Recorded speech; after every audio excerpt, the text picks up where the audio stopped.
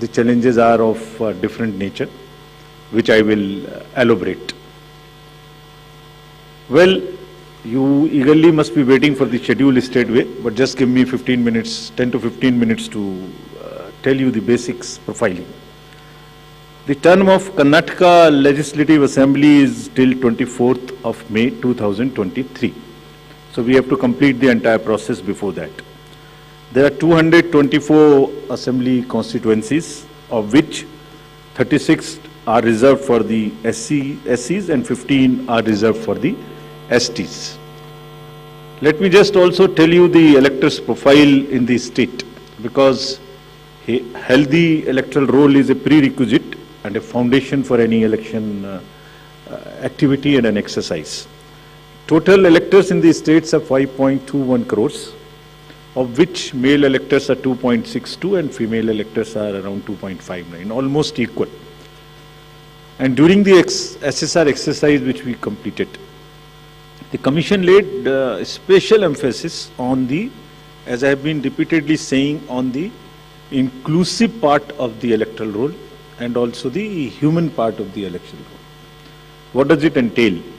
It means we laid special emphasis on registration of new age voters between 18 to 19 years, women, transgenders, persons with disabilities, and also in Karnataka on the particularly vulnerable tribal groups, who are the disadvantaged groups. If you look at any human development indices, the particularly vulnerable tribal groups are the one who are at the lowest of the ladder. So we said we'll have a special outreach. I'll touch on that in one of the slides. The role gender ratio in the state stands at 988, which is very healthy. And the copies of the electoral rolls, including the process by which it was prepared, have all been shared with the political parties. And the involvement was at every stage. So friends, senior citizens and PWDs, as we have been putting a special emphasis on this part, and it's important in case of Karnataka because it will happen first time in Karnataka. The total number of 80 plus electors is 12.15 lakhs. So you would see that it's an increase of 32% from the 2018, and they also includes 16,976 proud electors who are 100 plus. We'll be having a special outreach for all of them. The persons with disabilities, as you would see, a sharp increase because of our focus, has increased to 5.55 lakhs. This is an increase of close to 150% over 2018. And you may ask me how it has happened. It's the social justice departments of the states give scholarships to various persons with disabilities. We also collected data from them so that, we can have an outreach. We can go to their houses and have a special outreach to persuade them, to facilitate them to become our voters. And this is the result of that. And through your medium, we would like to welcome them, pay our gratitudes to all the senior citizens and the persons with disabilities, transgenders, to please come and participate in with all vigor in the election, and we are having a special attempt for that, which includes that for the first time this facility for voting from home would be available in Karnataka to the 80 plus voters and also to the persons with disabilities. It has been a very successful and very reassuring and very happy experience for all of us in the Commission. To just report through you, in recently 5 state elections which we have had recently, Himachal, Gujarat, Tripura, Meghalaya and Nagaland, over 73,200 persons with disabilities and 80 plus senior citizens, we have been able to go to their house and take their votes. I mean, for one vote, 3 to 4 persons go. All the political parties are informed, it's videographed so that secrecy is not compromised. But it is worth the effort. It puts a pressure on the administration, on the already strained administration during the elections. But फिर भी इसमें जाना, vote को लेना घर से senior citizens और पीडब्ल्यूडीज का एक बहुत ही सुखद अनुभूति है और इसको हम आने वाले इलेक्शंस में और इसमें लगातार सुदृढ़ करते रहेंगे.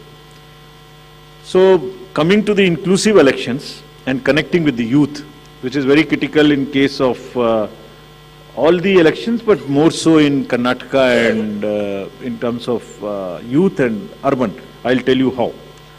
So the first time voters in Karnataka, because of our special effort as I just mentioned, has increased from 18 to 19 by 9.17 lakhs. And the young electors gender ratio, which was low at 720, has increased to 820. It's a jump of 100%. So means we have been able to get more and more girls in the age of 18 to 19 registered in our electoral rolls. So it's far more gender sensitive now. And all young voters who are turning 18 years by 1st of April 2023 will be able to vote in this forthcoming election. So this again आपके माध्यम से मैं इसको फिर से बताना चाहता हूँ. कमीशन के एफर्ट से 4 क्वालिफाइंग डेट्स का अमेंडमेंट लॉ में हुआ था कि हर क्वार्टर की फर्स्ट डेट. तो हमने एडवांस में एप्लीकेशन जो लेने का प्रोसेस शुरू किया, उसमें 1 अप्रैल को जो लोग 18 इयर्स के होने वाले हैं उनकी पिटीशंस हमारे पास पहले से आके रखी हैं और वो भी लोग 41,000 ऐसे हैं जो because of this change in amendment would be able to cast their vote. Otherwise they would have to wait, they would have waited for the next year 1st of January to become eligible. So this is the power of that amendment which we I've just wanted to tell you. And youth participation in the electoral process, as you know, brings in the required energy and rhythm, yielding to a more vibrant and argumentative electoral process, participative electoral process, which is again a very healthy sign for the democracy. And as our National Voters Day theme was, there is nothing like voting. So this is what we are popularizing amongst the youth, and through you also requesting that when we have taken so much of effort to make them voters, let them also respond by coming to the polling stations on the date which we'll announce now. Coming to the particularly vulnerable tribal groups, as are again a human face and an inclusive agenda for the electoral rolls. The purity and the inclusiveness and the health of electoral rolls is one of the focus of the Commission, more so this year. So there are 2 PVTGs in Karnataka, Jhenukurba and Koraga tribes. And the total population is 46,852 and 18 plus is 30,507. And you would be happy to know that we have been able to enroll 100%. Primitive, these 2 PVTGs. और इनके लिए 40 ethnic booth भी हम बना रहे हैं ताकि वो अपने वैल्यू में अपने तरीके से they feel happy participating in our elections.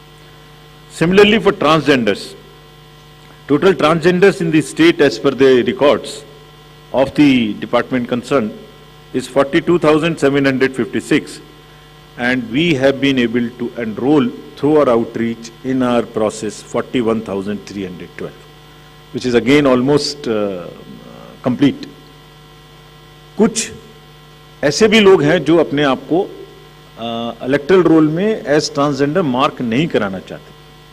हमारी उनसे अपील है कि अगर ऐसे कुछ लोग छूट गए तो जिस फॉर्म में जिस सेंसिटिविटीज के साथ वो अपने आप को अटैच मार्क कराना चाहते हैं, हम उसमें एक कदम उनसे आगे बढ़ के उनकी मदद करेंगे और उनको ऐड करेंगे.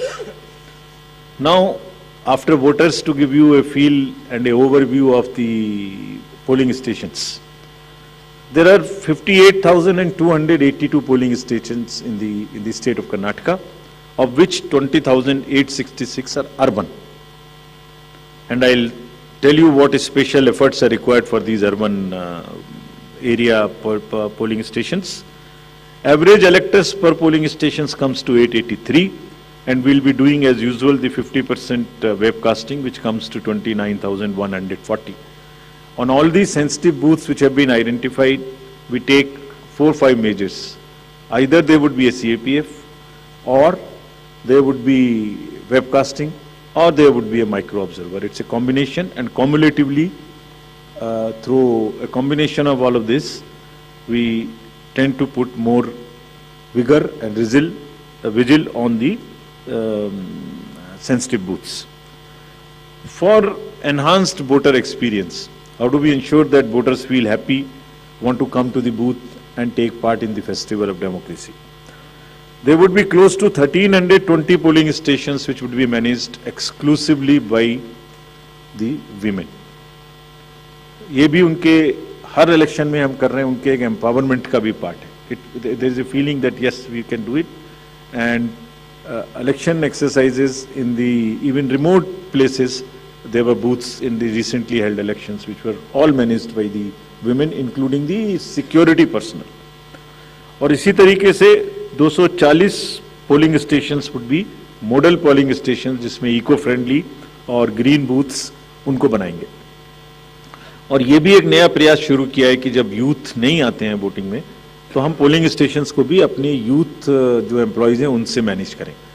तो जो भी यंगेस्ट एम्प्लॉयज़ हैं, जिस डिस्ट्रिक्ट में जो भी अपॉइंटमेंट्स रिसेंट हुए हैं, उन्हीं को ट्रेन करके उनको भी एम्पावर कर रहे हैं. तो इसलिए 224 such booths would be set up, which would be managed by only the youngest possible the employees of the government, and 100 booths would be managed purely by the persons with disability.